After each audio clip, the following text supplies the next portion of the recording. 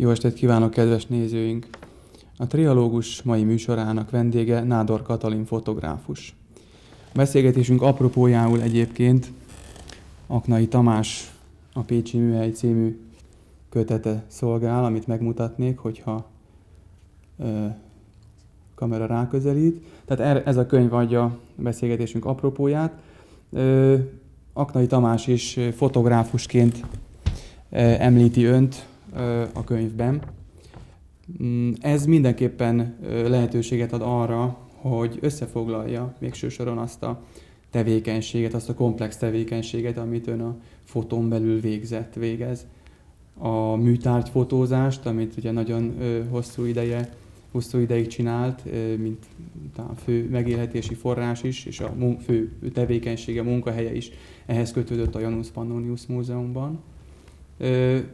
Másrészt pedig kísérleti fotót, experimentális fotót is készített, ami Aknai Tamás a könyvben vázolt elemzései szerint bizonyos párhuzamosságokat mutattak a Pécsi Műhelynek, ennek a 1970-től 80-ig működött képzőművészeti csoportosulásnak a problémáival, tehát a probléma felvetéseivel.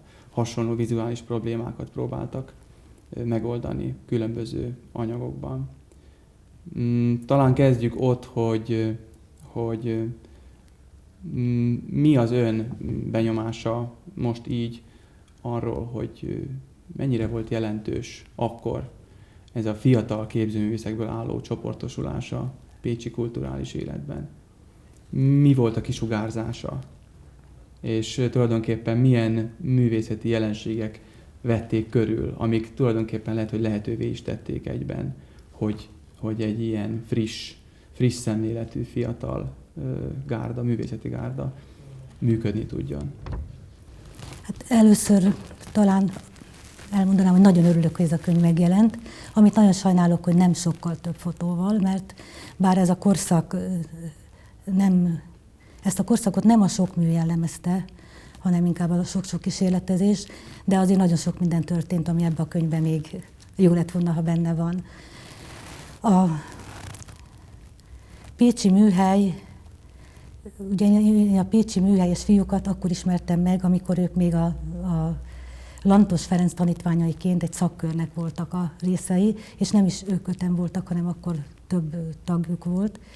És az én környezetemben már föltűntek, ugye én a múzeumban dolgoztam, mint műtárgyfotós, és ők már az én környezetemben megjelentek, dolgoztak, tevékenykedtek.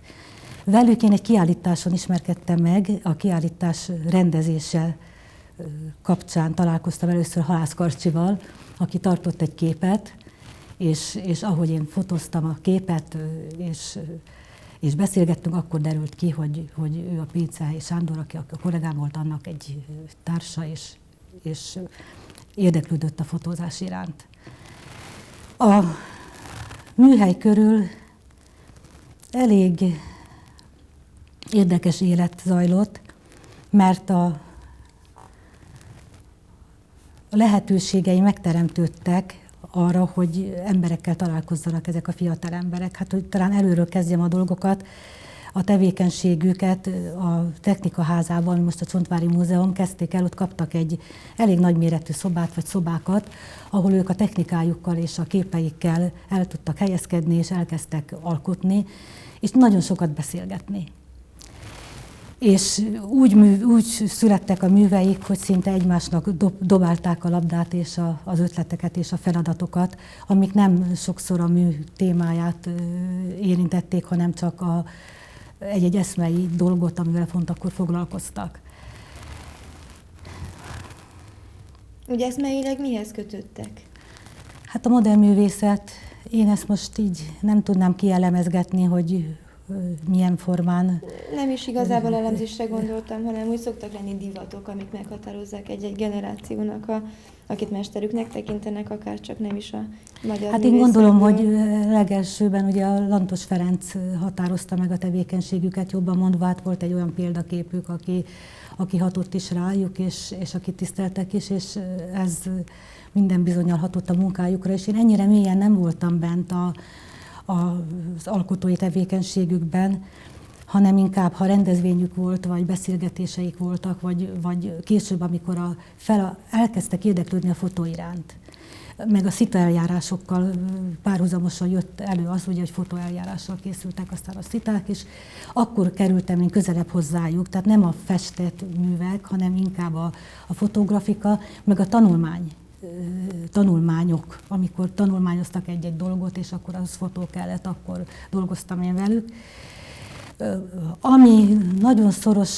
Amivel nagyon szorosan kötöttem a munkájukhoz, az akivel inkább a Pincei Sándorron keresztül, mert ő már akkor a múzeumban dolgozva plakátokat kezdett tervezni, készíteni, és mi nagyon sok izgalmas feladatot oldottunk meg így együtt a plakátkészítés területén. Mi volt az igazi műfajuk? A festészethez lehet leginkább kötni? Én azt a korszakot, amikor szorosabban együtt voltam velük, mert én nem, szóval 70-től 80-ig nem működtem velük szorosan együtt, mert akkor már beindultak a művésztelepek is, és később akkor ott volt több dolgom, hanem inkább az elején, a 70-es évek első éveiben, akkor az ő szemük a fotóeljárásokra nyílt rá, és abban tevékenykedtünk, tehát elmentünk Pécs Váradra, a homokbányához, inkább azt hiszem a Dónbai tónál kell ott bemenni a homokbányához, és ott csináltuk ezeket a fotókat ezekről a szalagokról, a végtelenített szalagokról, és hát rengeteg dokumentációt csináltam. Kezdettől? Kezdettől. Hát a rengeteg az olyan, hogy most nézem, most kevésnek érzem, de akkor azt jelentett, hogy állandóan nálam volt a fényképezőgép, és állandóan, ami történt, megpróbáltam az eseményeket rögzíteni. Ők már gondolkoztak abban az időben abban, hogy kell ezt dokumentálni, mert van benne valami a tevékenységükben. De egyébként ez benne volt a levegőben. Ugye Pécs akkor nagyon pezsgő életet élt, és ez a pezsgés az kihatott rájuk is. Én azt a korszakot magam elé képzelem, akkor mindig úgy érzem, mintha egy nagy színes vászon volna, ahol a formák úgy fölizzanak, és ér a múzeumi élet, és a művészeti élet, és a színház, és a Vóbita, és a művésztelepek, és a biennálé. Na most ők ebbe a közegbe izzanak föl, és kezdenek el úgy élni, hogy ők részt vesznek mindebbe. Tehát mindebben ott vannak, ezeket az embereket ismerik, de ismerik az építészeket, ismerik a muzeológusokat. Szóval egy olyan nyitott társaság volt ez a fiatal társaság, ami nagyon ritka, és ami érdekes az, hogy tulajdonképpen ők fogadták be az embert maguk közé, és nem mi idősebbek fogadtuk őket be. Tulajdonképpen én az egész beszélgetést ezzel akartam kezdeni, hogy ezt valahogy elmondjam, hogy ők itt voltak nagyok. Az alkotásaikban is, de nekem itt voltak nagyok, hogy annyira nyitottak voltak, és annyira látók voltak, és annyira érzékenyek voltak mindenre maguk körül, és annyi emberrel volt kapcsolatuk, és annyi feladatnak fogtak neki, és próbálták meg megoldani, amit én nem is tudom, hogy itt talán a könyvben, ha valaki elolvassa, ebből jobban lehet tapasztalni. Szóval én azt érzem, hogy igenis egy csomó dolog kiindult akkor tőlük, ami abban a korban nagyon nagy dolog volt. Most itt nem tudom, hogy mennyire volt velük ebben a néhány évben, amikor nagyon sok dolgokat, műveiket dokumentálta, hogy mennyire volt velük olyan viszonyban, hogy esetleg valamennyire az egyes figurákról egy kis képet tudna adni, hogy miben voltak közös vonásaik, és miben volt egyik-másik jellegzetes, sajátos szemlélettel bíró.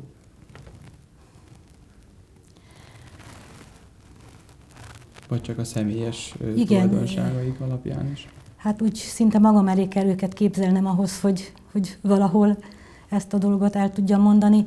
Persze nagyon-nagyon is egyéniség volt mindegyik, és el is kéne tudnom mondani, hogy nyilvánult ez meg. Hát talán kezdeném a Pincei Sándorral, akivel együtt dolgoztunk, aki hallatlanul ötletesen nyúlt hozzá mindenhez, amivel kapcsolatba került, és amit látott és érzékelt, azt fölhasználta, és tovább vitte. És mi volt az, ami... Mi a plakátkészítésben dolgoztunk együtt, és ott volt nagyon érdekes élmény nekem, ahogy az ötletre épült a kettőnk munkájába, és amilyen módon ez megtörténhetett. Tehát egy művész mindig nehezen fogadja el, hogy valaki beleszóljon a munkájában. Mi pedig a Sándorral voltunk olyan viszonyban, hogy megbeszélhettük az ő munkáját. A Szijjártó Kálmán, ő nekem egy fantasztikus emlékem, mert bár a legkevésbé produktív embernek látszik így a könyvből, de nálunk alkotott valami csodálatosat a múzeumban. A Hirden találtak egy nagy leletet, egy római lovaskocsit, ami kocsival, szerszámmal, lovakkal, és ezt a kocsit rajzolta ő le úgy, hogy térbe, tehát lerajzolta ezeket darabjait a kocsinak, amit megtaláltak, ez volt a feladata, és utána az egészet térbe elmozgatta csodálatosan, és ezt a munkát később készült egy film Martin Ferencről, amit a Kismányaki Károly és a Szijjártó Kálmán csinált, és ezt a fajta háromdimenziós látásmódot, ezt ő ott olyan fantasztikusan felhasználta ebbe a filmbe, hogy nem tudok, a csodálattól még ma is nagyon sajnálom, hogy nem vetítik le azt a filmet többször, mert tényleg csodálatos volt. Most a Domkőtárban dolgozik, és ott használja szintén ezt a fantasztikus tudását föl, hogy a meglevő kőanyagból térbe ezeket a dolgokat áttransformálja.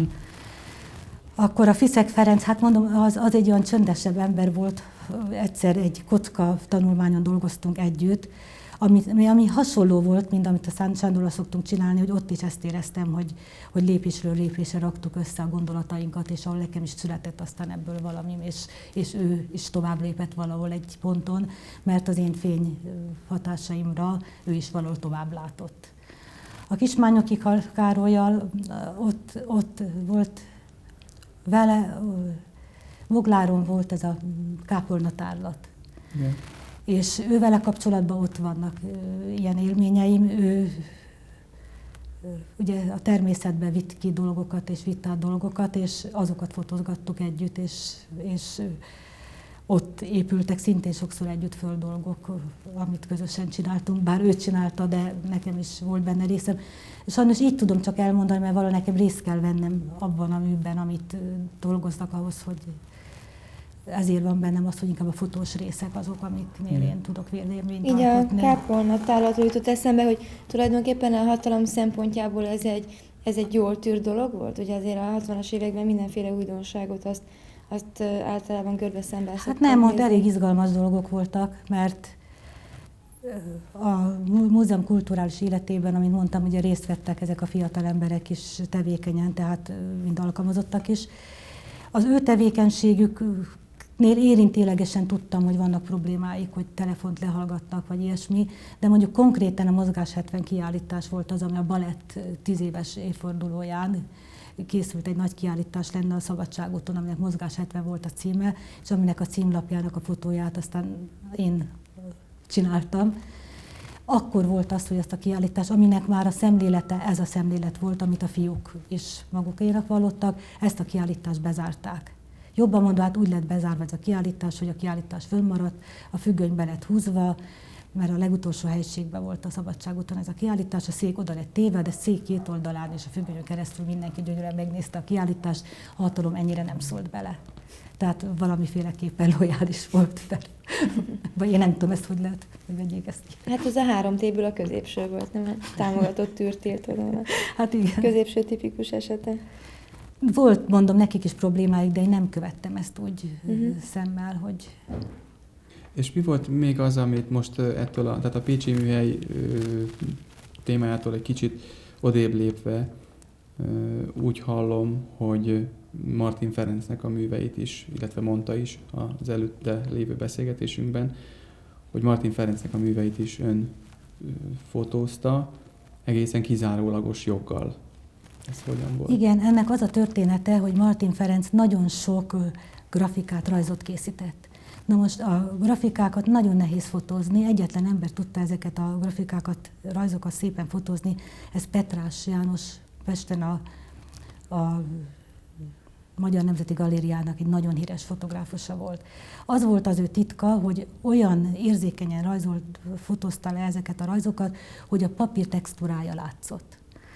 Most én elkezdtem fényképezni, ugye 61-ben jöttem én a múzeumhoz, és az első pár év bizony kísérletezéssel telt, és egyszer elém rakott Martin Ferenc egy ilyen fotót, amit a Petrás csinált, és azt mondta, hogy ha így fogok fotózni, szóval legalább így kell megtanulnom fotózni. És akkor nekiálltam, és kikísérleteztem azt a módszert, amivel ugyanígy kijött a papírnak a textúrája.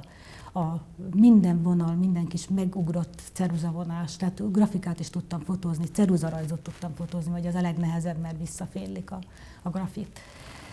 És akkor, amikor ezt meg tudtam csinálni, hogy elvittem neki úgy a 10 fotót, hogy abban 3 Petrás úgy volt belekeverve, hogy ő nem tudta megállapítani, hogy melyik az enyém, akkor letette, akkor bízott. Egyébként, amit előtte mondtam még, hogy én nagyon régóta dolgoztam már előtte is, de ő nagyon szigorú kritikus volt, és őnála az, hogy én tisztelettel és szeretettel dolgoztam neki, az azért nem jogosított volna arra föl, hogy kizárólagos jogot szerezzek magamnak az ő tárgyainak a fényképezésére. Ezt, hogy látta, hogy akarom a szakmát tudni. Ez. A műtárgyfotó az egy teljesen, tulajdonképpen egy jól elkülöníthető része, nem a szakmának? Nagyon elkülöníthető része, igen. Úgy annyira, hogy most már a fotóművészetben ez egy külön ág, de én még nem kaptam meg azt. És korszakonként is? Tehát mondjuk, ha valaki antik műtárgyakat fotóz, vagy nem. Az úgy van, ugye, hogy az ember múzeumba kerül, akkor Pesten ott már úgy kerül múzeumba, hogy a Magyar Nemzeti Galériába, vagy a régészetre. De itt Pécsen, itt bizony később alakult ez ki, hogy több kollégám lett, akkor leválasztottak azok a területek, és akkor ők csak azt fotózták, én meg aztán csak a művészeti részeket fotóztam. De olyan sincs, hogy a szakma azt mondja X-ről vagy Y-ról, hogy na, önnek egészen jól mennek a grafikák, megint másnak a szobrok, vagy ilyesmi? Van ilyen, de ennyire nem finomodott ki még a szakmánk. Szóval vannak olyan, de általában azért, aki igazán tud fotózni, azt én úgy láttam, hogy azt egészbe fogadják el. Tehát a grafikáját is elfogadják. Most a műtárgyak fotózásáról esett szó a bevezetőmben is, és arról is, hogy önálló kísérleti fotográfiát is csinált, és nem utolsó sorban azt is meg kell jegyeznünk, ugye, hogy a pécsi műhelyesek műveivel, tehát párhuzamos vizuális megoldások is születtek az ön fotóiban, de valahogy mégis mindig azt említi, hogy nem szívesen veszi azt, hogyha fotóművésznek titulálják. És ugyanakkor az előbbi beszélgetésünkben azt is mondta, hogy ugye az édesanyja fotográfus volt, és valamilyen módon mégis ki akart lépni abból a vidéki fotográfusi körből, amit az ő életében tapasztalt. Akkor ez hogyan egyeztethető össze? Nincs itt valami ellentmondás? Én valahogy a mesterségét érzem ennek az egésznek, a fényképészetben csodálatosnak.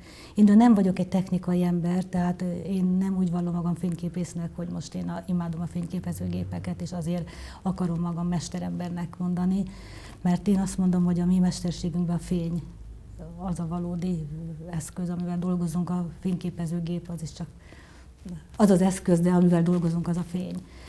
Nem tudom megmagyarázni egész pontosan, hogy ez hogy történik, de én valahol a mesterségben. Szóval én többnek érzem a mesterséget, mesterségbeli tudás, mint hogyha én... Szóval én nem tudom magam művésznek kimondani, mert valahol egy művésznek kell lenni valami olyasminek, amit én nem érzek magamba. Szóval én büszke lennék, ha engem jó mesterembernek. És mi a siker a mesterségben? Mi a mesterség igazi sikere? Hát amikor az ember összehangol, egy olyan teljeset tud alkotni. Egy olyan... Mondjuk, ha valakinek a teljes életművét fotózta, vagy egy kiállítást? Nem, én most egy tárgyra gondoltam. Most én kapok egy például térplasztikát, és én elkezdem azt a plasztikát fotózni. És akkor, amikor én azt a plasztikát úgy tudom lefotózni, amilyen az a plasztika, és hogy az nekem térbe, szóval mindig tovább kell mennem, ha plasztikát nézem, akkor mindig tovább kell mennem egy lépéssel. Tehát van bennem egy olyan vágy, hogy még megismerjem a további oldalait, még a következő oldalait, mintha forgatnám. Szóval, hogy valahogy teljes legyen az a tárgy, körbejárható legyen, ez nem csak a plastikára vonatkozik, hanem mindig továbbra is érdekelje az embert az a tárgy, ne csak az a kép, amit én lefényképeztem, nem tudom, meg tudtam-e magyarázni, hogy tovább legyen kíváncsi az ember arra, amit én lefényképeztem, ne álljon meg a dolog ott. Igen, hát azt hiszem, hogy ez az poétikának is beillik, hogy a további kíváncsiságot, meg tulajdonképpen a mulandó dolgok meg a nem mulandóknak is a további láttatását és további szempontjait. Köszönjük szépen, hogy eljött hozzánk. Kedves nézőink, Nádor Katalin fotográfussal beszélgettünk a Triológus mai adásában. Kérjük, jelezzék észrevételeinket a Városi Televízió 232 333-as telefonszámán. Mondják el, hogy a bécsi közélet személyiségei közül kikkel szeretnének találkozni, mi a véleményük a műsorunkról. Köszönjük szépen figyelmüket, viszontlátásra jövő pénteken!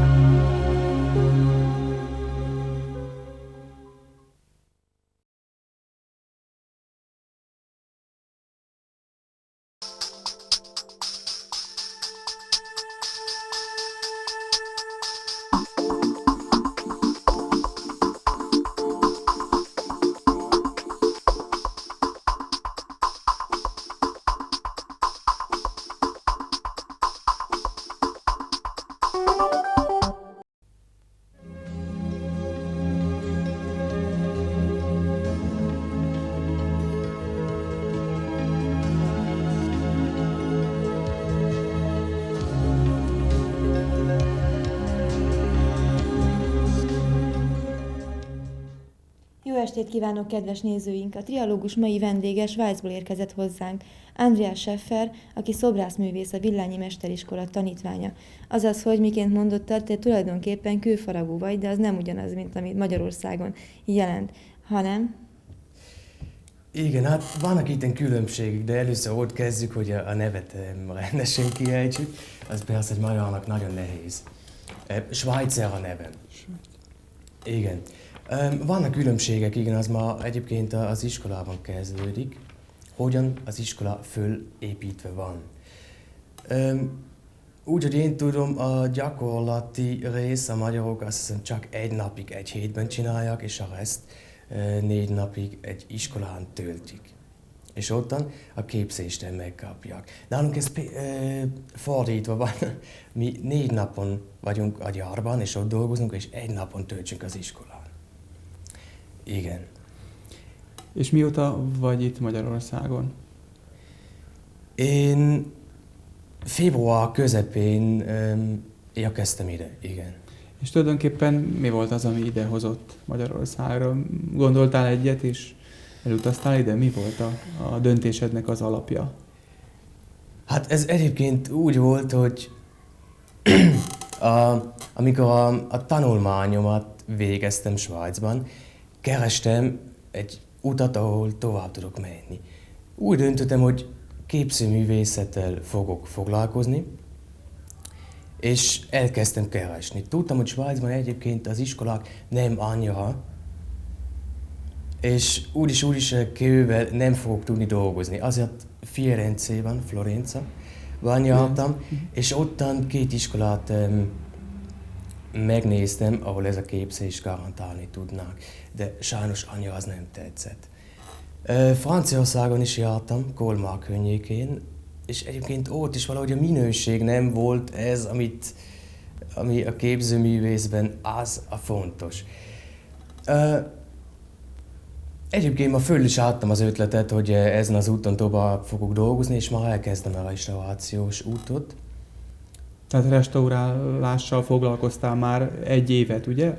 Ha igen, de hát az később jött, az egyébként később jött. De ma a tanulmány között ma úgy döntöttem, jó van, ha a képzőművészeti út, ez a lehetőség nem létezik, akkor én restaurálni fogok. Az igaz, azt is csináltam 1 évet. Miket restauráltál? Az olyan figurák voltak. Szobrokat? Szobrokat, igen. De inkább klasszikus időból, az elmúlt stílusok, barokknál kezdve.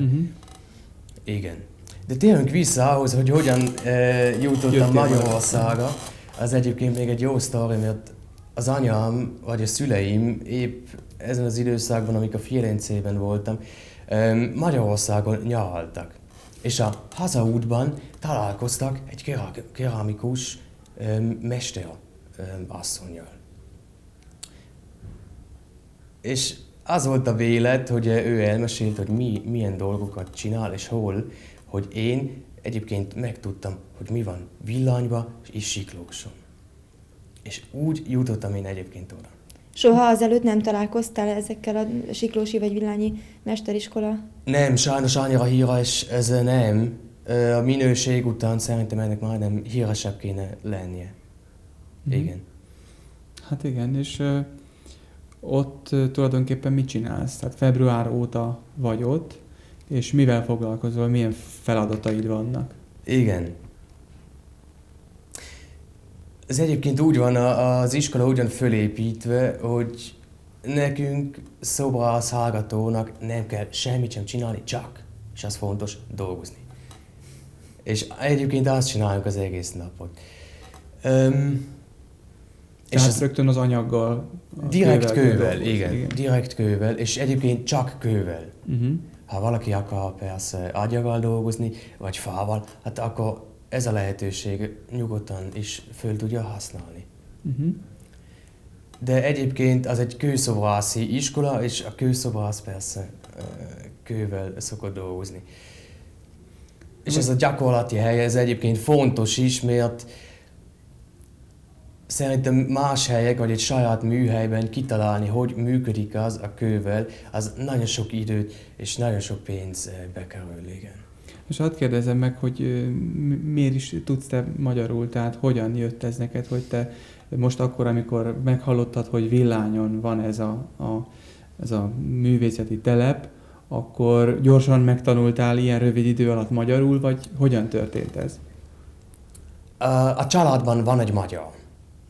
Az egyébként az a lehetőség volt, hogy mi gyakran jártunk Magyarországra nyaralni.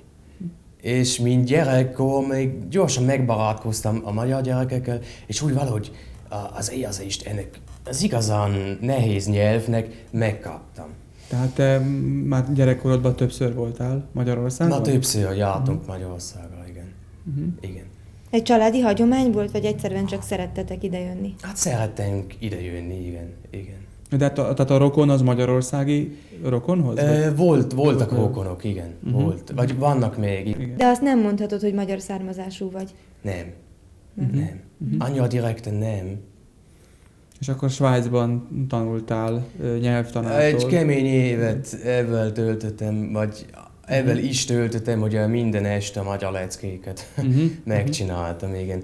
És volt is kontaktus egy magyar tanárhoz, akihoz minden második, harmadik szombaton mentem.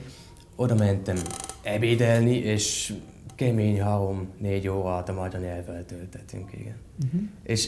És ma megint kontaktban jutottam a magyar nyelvvel. Igen. Hát igen. És akkor a maga a mesteriskola az hogy működik, hogy az ember keres egy mestert, akinek a tanítványa lesz, vagy felvételizik, vagy befizet, vagy hogy kerül valaki ide hivatalosan? Hivatalosan. Kinek írtál először, vagy kit Igen, írtál fel? az én mesterem, az a professzor doktor István Bencsik, és én neki az én idáig készült munkáim küldtem. Tehát elküldted a dokumentációját Igen. az elkészült munkáidnak, Igen. És akkor írtál egy levelet, hogy szeretnél ide kerülni. Igen. És akkor utána jött a válasz azonnal, ennek alapján, amit Hát látott, azonnal hogy gyere. nem. Igen, de jött a válasz, és oké volt, hogy jöjjek, és örülnek neki. És hát végül úgy kerültem is ide, igen.